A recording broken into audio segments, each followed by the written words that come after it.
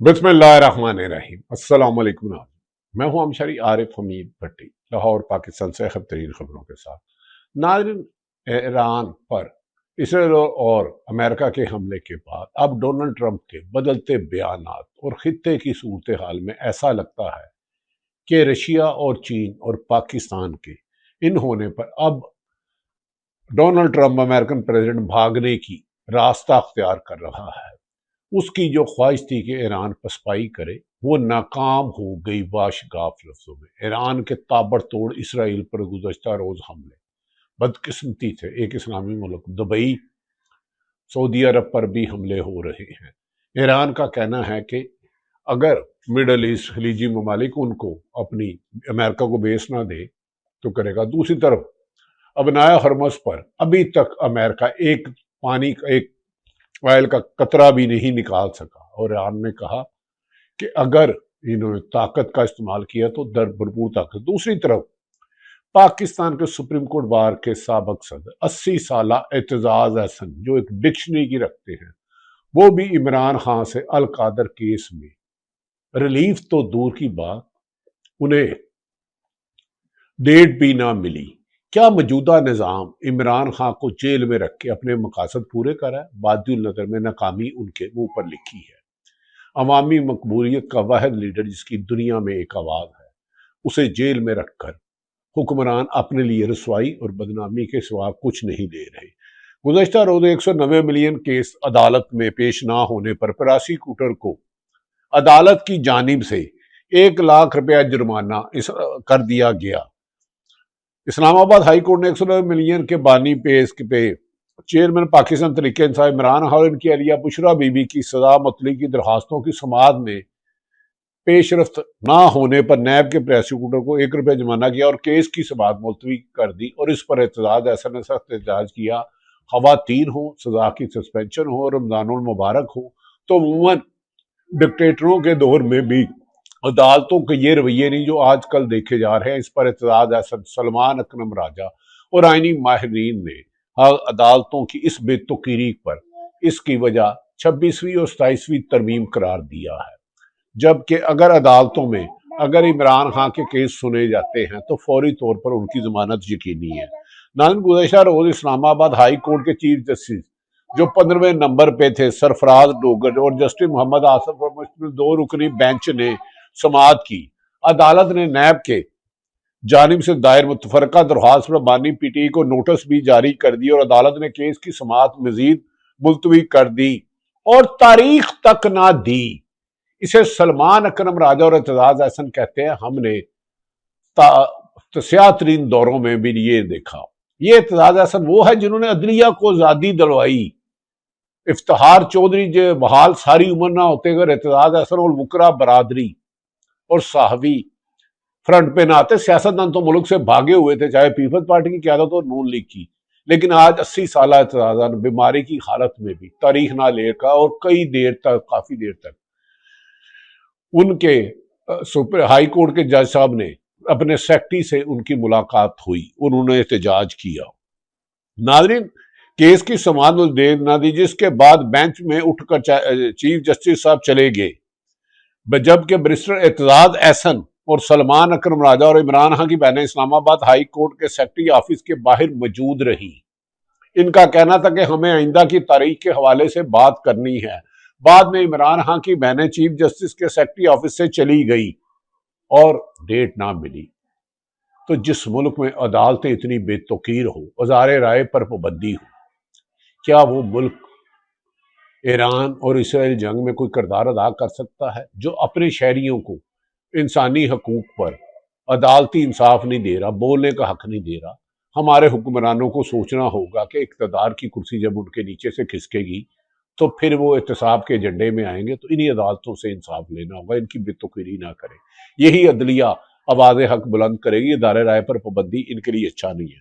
समाअत से कबल पेशरफ्त 190 million pound की समाअत से कबल पेशरफ्त इस वक्त हुई जब नैब ने इमरान खान और बुशरा बीबी की सजा मुतलक की दरखास्तें नाकाबिल समाअत करार देने की मुतफरका दरखास्तें दायर कर दी और स्पेशल प्रोसिक्यूटर नैब राफे मकसूद ने दायर की। वकालतनामे से जेल रसाई पर एतराजात 4 माह से तो आप उस बंदे से मुलाकात नहीं कर रहे दे रहे, कैद तन्हाई में रखे, आंख की बनाई चली गई। एतजाज अहसन ने कहा उसको अंधा कर दिया गया है, लगता है कानून अंधा हो गया है और सुन भी नहीं रहा। समाअत के दौरान बानी पीटी के वकील एतजाज अहसन ने अदालत को बताया कि वो पावर ऑफ अटार्नी की तस्दीक के लिए वकला को भेज चुके हैं, लेकिन इन्हें डयाला जेल के करीब भी जाने की इजाजत नहीं दी जा रही। इनका कहना था कि अदालत के हिदायत के बावजूद 4 माह से वकालतनामे पर दस्तखत करवाए ही नहीं करवाए जा सके। जेल सुप्रिटेंडेंट और पुलिस शायद अदालतों के हुक्म पर हावी आ चुकी है बादी नजर में।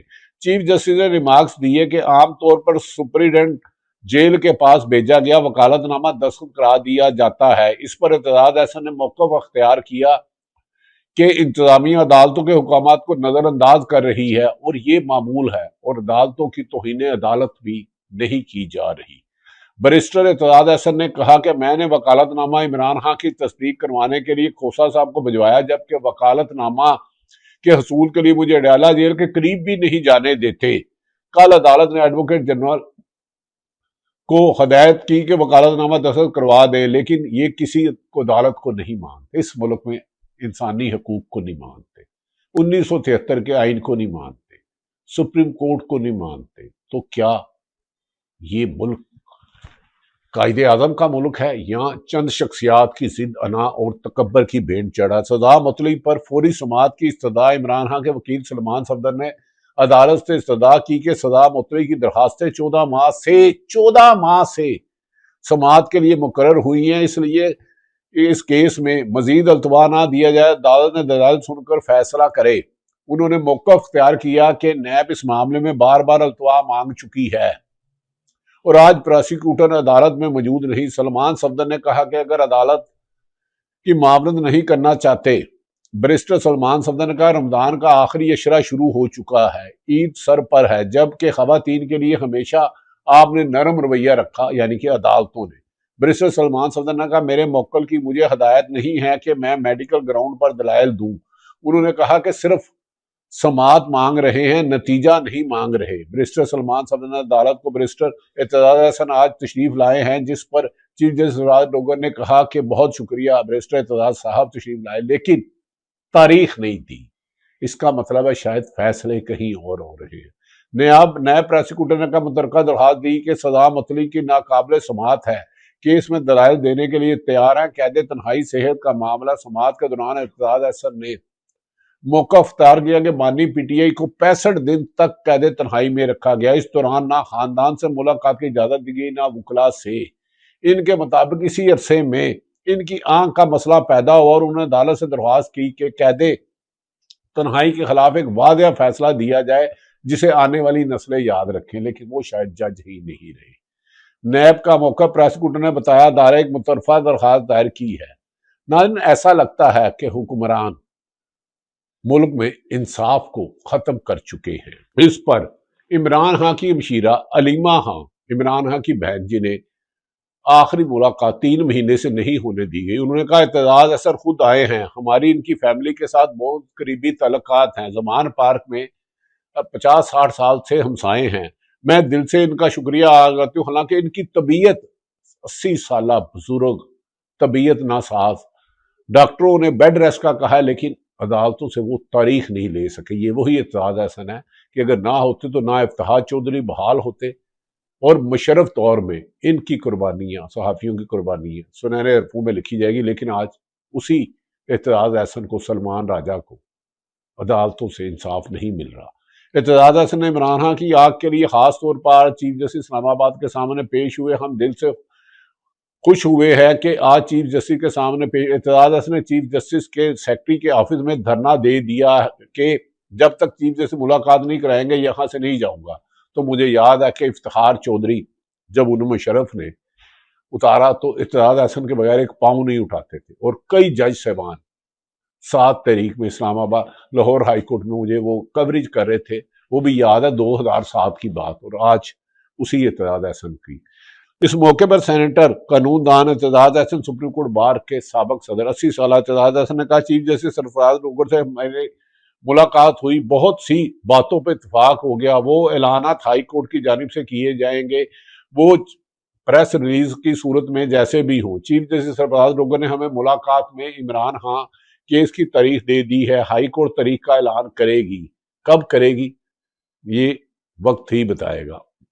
آج ناظرین، بیرسٹر سلمان صفدر نے کہا کہ آج اسپیشل پروسیکیوٹر عدالت میں موجود کیوں نہیں ہیں، یہ دلائل دینے سے کیوں بھاگ رہے ہیں۔ میری نظر میں اسلام آباد ہائی کورٹ سے درخواست گزار کو غیر قانونی طور پر گرفتار کیا گیا، یہ افتخار عمران خان کو کسٹڈی میں رکھنا چاہتے ہیں۔ آج ان کی ایک آنکھ ضائع کر رہے ہیں، دوسری کا ارادہ ہے۔ یہ عدالت کی معاونت نہ کریں، ہمیں آپ سن کر جو فیصلہ دینا ہے ہماری جھولی میں ڈال دیں۔ سماعت ملتوی ہونی چاہیے، سماعت نہیں ملتوی ہونی چاہیے، لیکن شاید پاکستان میں انصاف کا حصول مشکل ہے۔ دوسری طرف ناظرین، ایران کے پاسدار انقلاب نے امریکہ، اسرائیل اور کی اہداف پر مسلسل 3 گھنٹے تک میزائل اور ڈرون برسائے، جن میں جدید ترین امریکہ اور اسرائیل کی تنصیبات کو نشانہ بنایا گیا، جو ٹچ کر کے لگا۔ خرم شاہ میزائلوں کا بھی استعمال کیا گیا۔ اس حملے کو ایران کا اب تک سب سے طاقتور حملہ قرار دیا جا چکا ہے، جبکہ امریکہ سینکڑوں حملوں کو طاقتور قرار چکا ہے اور ان کے ہر شہر میں ہزاروں میزائل اور ڈرون داغ چکا ہے، لیکن ایرانی عوام پسپائی نہیں کر رہی۔ ایرانی خبر ایجنسی کے مطابق آپریشن وعدہ صادق کی 37ویں لہر کے طور پر حملے 3 گھنٹے جاری رہے، جس میں ایرانی افواج نے اسرائیل کے کئی اہم مقامات خطے میں امریکی اڈوں کو جدید میزائلوں سے نشانہ بنایا۔ پاسدار انقلاب کے ترجمان کے مطابق ایرانی حملوں میں تل ابیب کے جنوبی علاقے میں سیٹلائٹ کمیونیکیشن سینٹر کو دوسری بار ہدف بنایا گیا۔ ان حملوں میں اسرائیلی شہر تل ابیب، حیفا اور مغربی یروشلم کے اسرائیلی مقامات کے ساتھ عراق کے اربیل، بحرین اور منا میں بھی امریکی اڈوں کو نشانہ بنایا گیا۔ بیان کے مطابق ان حملوں میں خیبر شکن، قدر، خرم شہر میزائل استعمال کیے گئے۔ ان میزائلوں میں متعدد وار ہیڈز نصب تھے، جبکہ قدر میزائل کے وار ہیڈ کا وزن تقریباً 1 ٹن بتایا گیا ہے۔ پاسدار انقلاب نے واضح کیا کہ ایرانی افواج دشمن کی مکمل شکست تک امریکی اور اسرائیلی مقامات پر جوابی حملے جاری رکھیں گے۔ ایران کے پاسدار انقلاب نے فورس نے دعویٰ کیا ہے کہ اس خلیج میں موجودہ امریکی فوجی اڈوں کے میزائل اور ڈرون حملوں سے نشانہ بنایا۔ حملوں میں 100 امریکی فوجی زخمی ہوئے ہیں اور کچھ کی ہلاکتوں کی اطلاع ہے۔ ایران کا خطے میں اسرائیل اور امریکہ کے بینکوں اور مالیاتی اداروں کو نشانہ بنانے کا اعلان۔ ایران کے خاتم الانبیاء جوائنٹ کمانڈ کے ترجمان ابراہیم ذوالفقاری نے کہا ہے کہ امریکہ سوانی حکومت نے اپنے مقاصد میں ناکامی کے بعد اب بینک کو نشانہ بنایا ہے۔ انہوں نے کہا کہ اس اقدام میں ہمیں مجبور کیا گیا کہ ہم بھی خطے میں امریکی سوانی ریاست سے وابستہ اقتصادی مراکز بینکوں کو نشانہ بنائیں۔ انہوں نے مزید کہا کہ امریکہ اسرائیل کو اب ایران کے جانب سے شدید کارروائی متوقع ہے۔ ایرانی حکام نے خطے کو خبردار کیا ہے کہ بینکوں کے اکاؤنٹ کو۔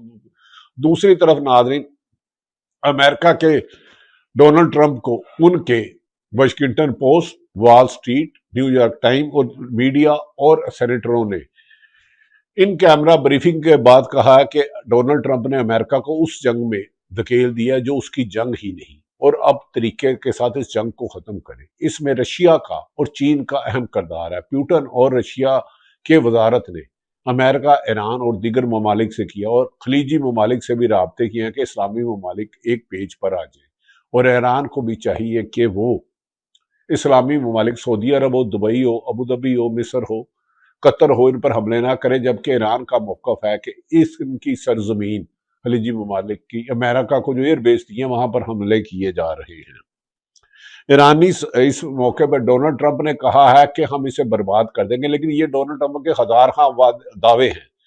ایک تو وہ رجیم چینج نہیں کرا سکا، دوسرا وہ پسپا نہیں کر سکا، اب نئے خرمز نہیں کھلوا سکا۔